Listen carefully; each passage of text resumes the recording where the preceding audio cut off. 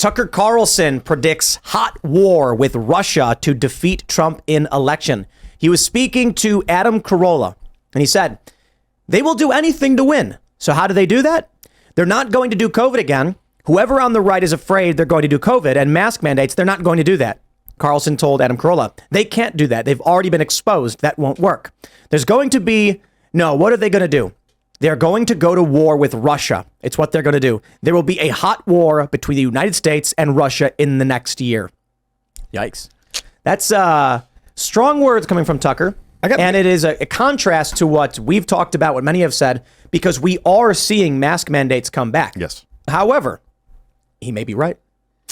The COVID game is played. I think I agree with them there that it's going to be with us forever now. It's going to be mutating, and you're going to have lesser dangerous strains, lesser painful ones. And then every once in a while, one will mutate that's like kind of hard, but there will be like, but it's like the flu. And that's not the question. The question is, will they try to use it for political reasons? The thing Tucker, I watched him interview Donald Trump last week. I don't know if you guys saw the interview. At the very end, he's like, so do you think there's going to be civil unrest? Yes. And he's doing that Sullivan nod where he's nodding. And I'm like, geez, what is he trying to incite? Like, and Trump is just like, I don't want to even answer that. Like, you could tell. And Tucker's like, civil unrest? And he's nodding. Like, why is he, I don't know why he said that. I don't know why that we're going to war with Russia. I don't know why he said that. Well, probably for one, because of the fact that there's a war in Ukraine and we're funding it, and we're at war with Russia already, but it's not formalized. So he thinks probably why. I mean, let me help you out. Let me clarify. Yeah, they don't want war with Russia. They want a proxy. Let me help you out. I'll clarify for Tucker Carlson.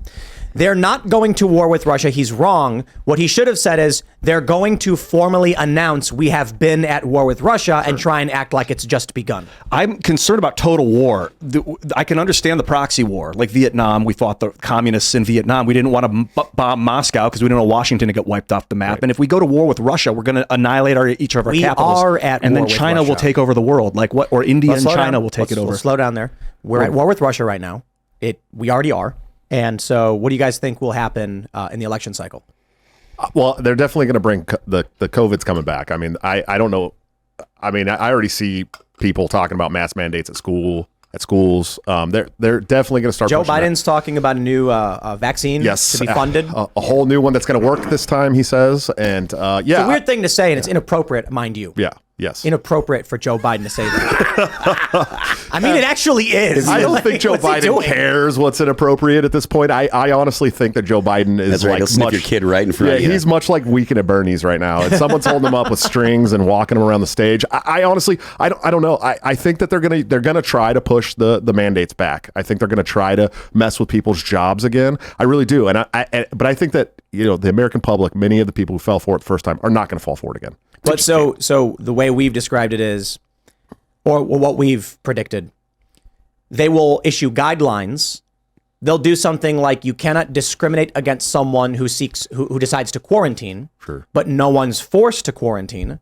But then businesses will need money to pay for employees who don't want to come into work and don't have to. Then they'll issue another kind of PPP or whatever.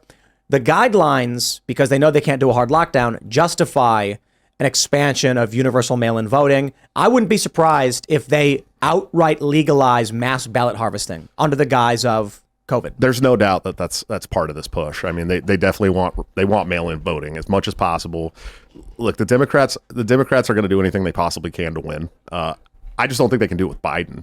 But COVID is not out of the realm of possibility to force this election to be done through mail-in voting. I don't think that we're not talking in a vacuum right now. Like, millions of people are listening to us, and if we make enough noise ahead of time and shock people out of the stupor, they won't. We won't even get off the ground. We have Agreed. To. I spent two full years rallying against this stuff on my smaller podcast, and you definitely the big podcasters, the big shows have got to push this, mass.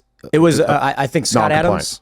Scott Adams said the first company to do this, we must bankrupt. Yes, absolutely. Stop buying all their products and Bud Light and target them in the exact same way. I read that Vanguard and BlackRock are getting out of ESG. They're down to like 3%. Yeah, but that just means that they're looking for another thing to call They're finding something else. Yeah, absolutely. Oh, interesting. They're not going to give up on the goal. No. Right. So, and that's something that people on the right and people that are involved in whatever you want to call it, the culture war or whatever, need to understand. Like, even if like BlackRock and Vanguard and all these investment bankers and stuff, they get out of the ESG model. They're going to be looking for something else to achieve the same goals because they're ideologically motivated. Well, you made a good point there with the fact that they're not gonna change the goal. The goal is always going to stay the same, and that's what worries me about the Russia thing.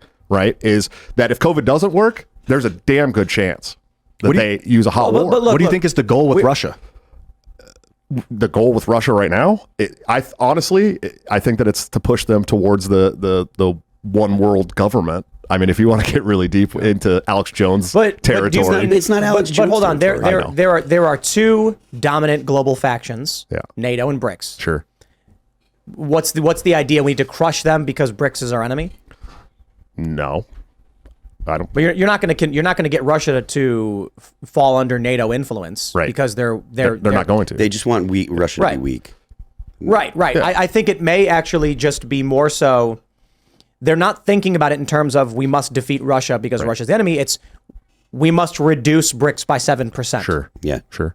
And they are 7% of the population. I mean, Russia's like 7%. What concerns me is the people calling shots are like, and if we reduce the United States power by 20% in order to reduce Russia by 7%, then the Swiss bankers win. Right. But we've talked about this though. There's a lot of in my opinion, there's substance to the argument that the established order right now is changing. The whole Thucydides trafficking that we talk about, and it seems to me, and I've heard the argument. I forget where I heard it, but it seems reasonable to me that the goal of the people that are like in the WEF and stuff like that, and the UN and stuff, the goal is to do a soft landing with the United States as China rises. And the intent in this is to keep the whole world out of World War III.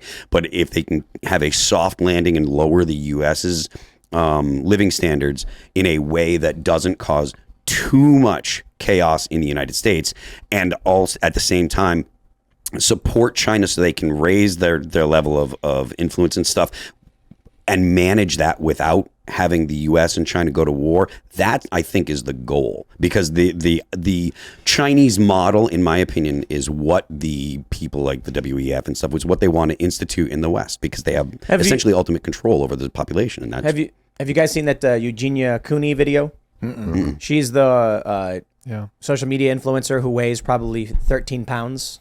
Literally maybe 40 pounds. Yeah. And like on the verge of death, anorexic. Right. And she's apparently got like 8 million hits on TikTok. People are begging her to get help and all that stuff. But it reminds me of what the war actually is.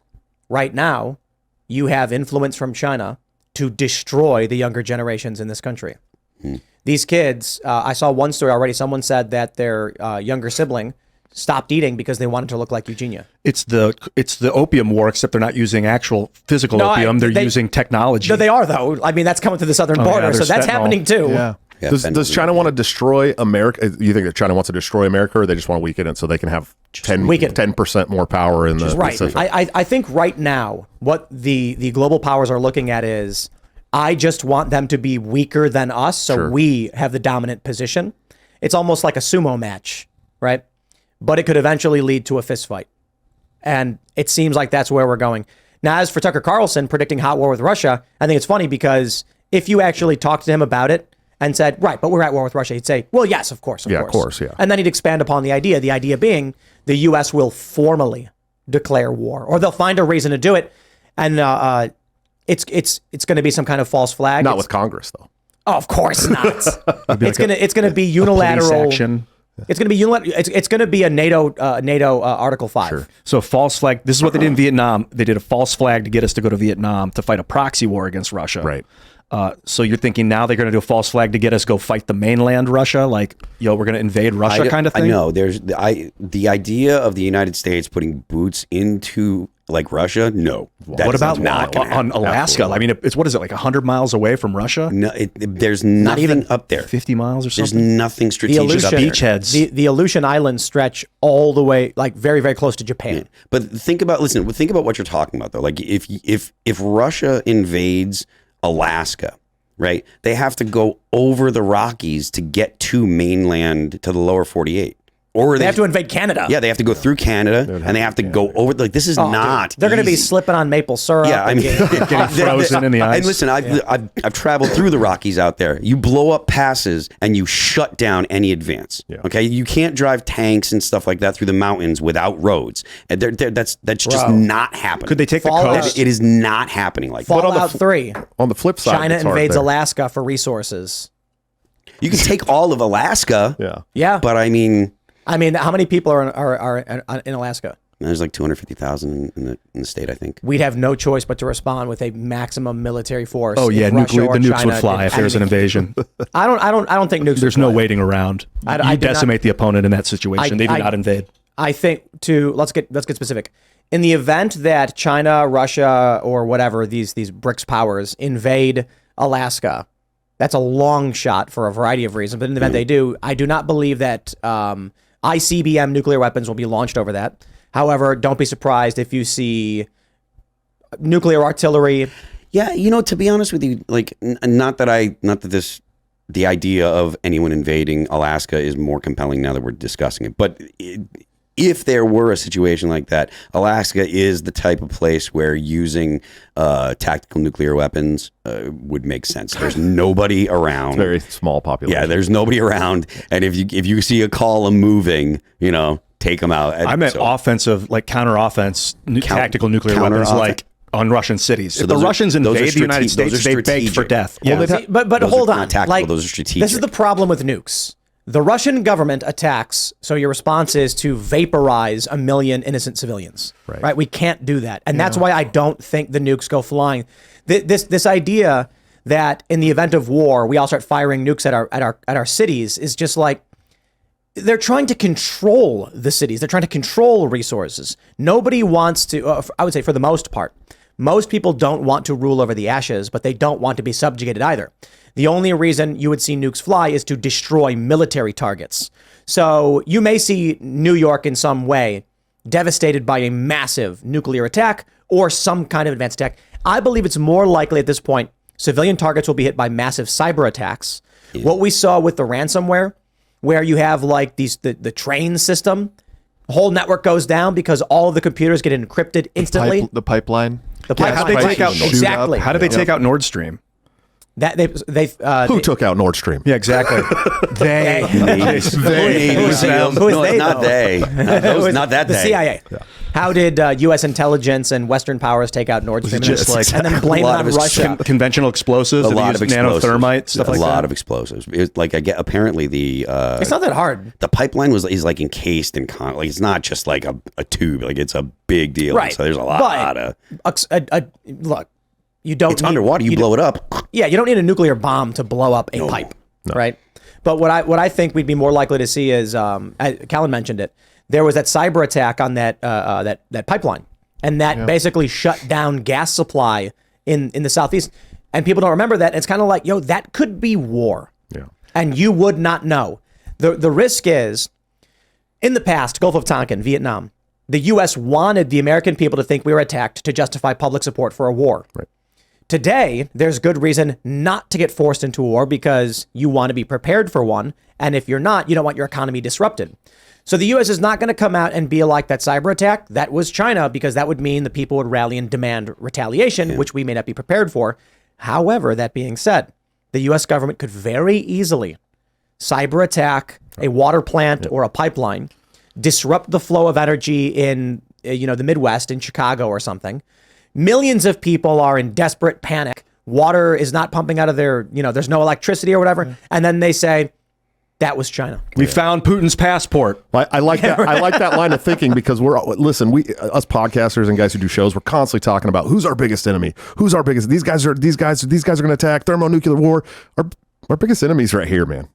You know what I mean? Like the American government can do whatever they want. They could shut off our resources. I mean, it's pretty, it's pretty scary to think about what they could do to us. We have a correction. John Curry says, Phil, there's over 700,000 people in Alaska. The chat is upset that they're mad at you. I apologize. Alaska. I apologize. Anti-Alaskan, Phil. They're all on the coast. I'll get the actual number for You're an you. Alaska bigot. Thanks for watching this clip from the Timcast IRL podcast. Hang out with us live Monday through Friday at 8 p.m. And become a member over at timcast.com for uncensored, members-only shows exclusive.